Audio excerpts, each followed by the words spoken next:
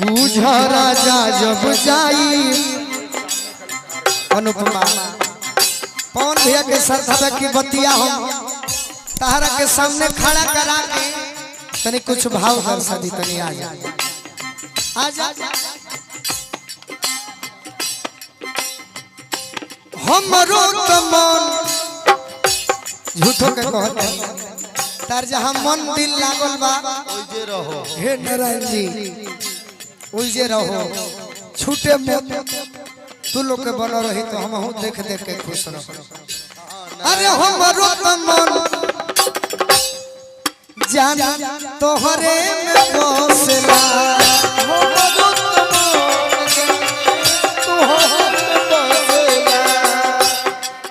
बाकी कभी कभी तोहरो याद सचो नागिन बन के डोसला तोहरो याद प्रीत में पागल बानी रतिया भजा गल बानी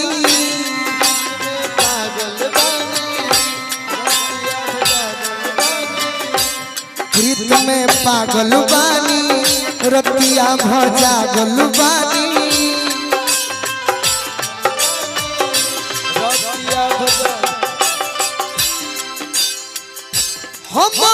प्रभात भैया ही पुरस्कार ले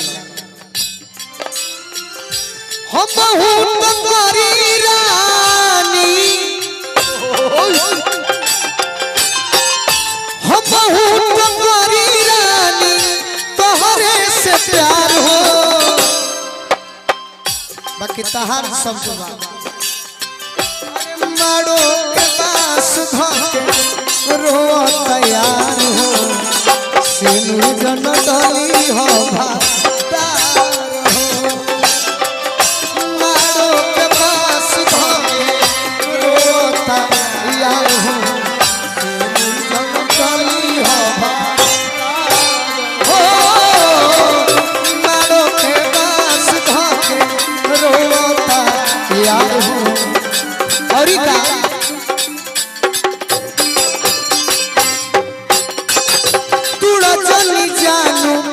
गोलू राजा के विश्वास हो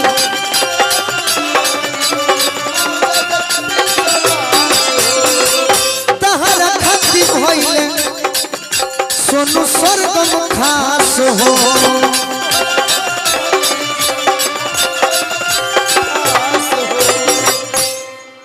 आर बुझा राजा जब जाई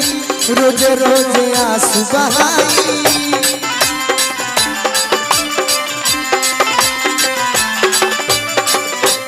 उनका बिना हम जी नहीं पाई उनका बिना हम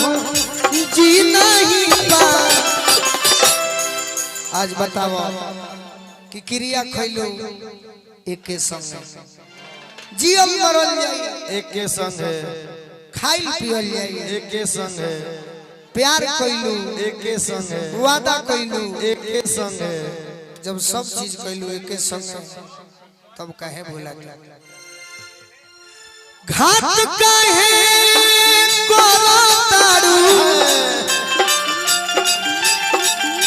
घाट काहे करो तारू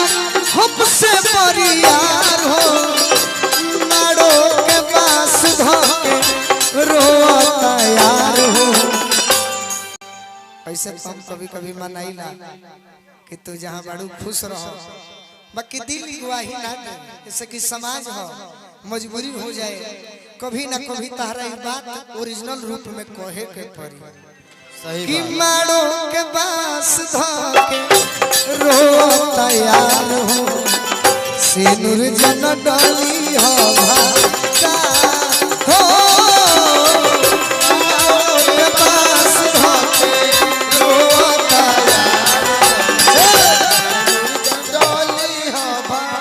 हमारा कर 5000 के बतले 5000 देव तरुर ले अच्छा ज्यादा फंस गई अच्छा 2500 पूरा दे हम अच्छा 1100 दे बनो हां हां हां गावत अरे मारो के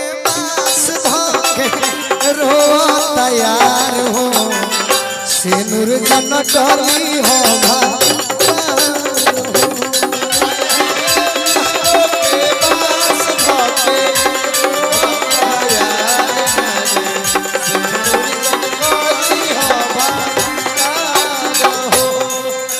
यही में मालिक की अनुपमा के बियाह भइल बा कैसे कैसे भइल हो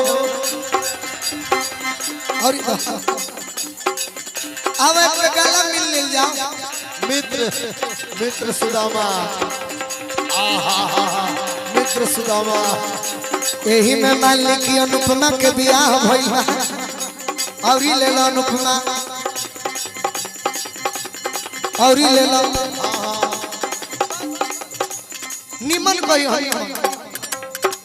अरे खुश रह अनुपमा भाभी अरे भैया के लिहलु इज्जत बचाई हो जहां जइबू नाई हो अनुपमा भाभी ए भाई अतना मन रौरा खुश कइले बानी का नाम हो भैया राव बरजेश भैया हमारा और से सब रौरा रख ली हां अरे अनुपमा बरजेश भैया बड़ा सुंदर बात याद कइले बड़े यही तरी हमरे नियन पंडित जी कथा कहत रहल तो अनुपमा लिखा लइकी या सखी शहर कहली बाहर के सामान पंडित जी भीतरे ले जाई जी अब पोथी निकाल काम आगे के बढ़ाई जी तब बरजेश भैया कहल जिये अनुपमा लिहलु वो पंडित जी धोती कुर्ता वाला रहल आई हो गुरु राजा धोती कुर्ता वाला बाड़े जिये अनुपमा लिहलु इज्जत बचाई जी आ एकरो से लमहर ताहारा भेटाई जी आशीर्वाद ले लो अनुपमा रहे तब न त मेहररुआ एक करम ना छोड़ी उड़ा वही खातिर ले कहले बोलने ब्यास जी इरादे में उड़ा के दे लक्ष्मी जी करस की आवास उड़ा वही खातिर कोडी ले कहले बनो बोरा के दे है होला देखले बने जाए दो मेजर में दे दी अब यही तरी अनुपमा के बियाह हो गए तनी तू कुछ कह माइक ले लो तले हम कह देता नहीं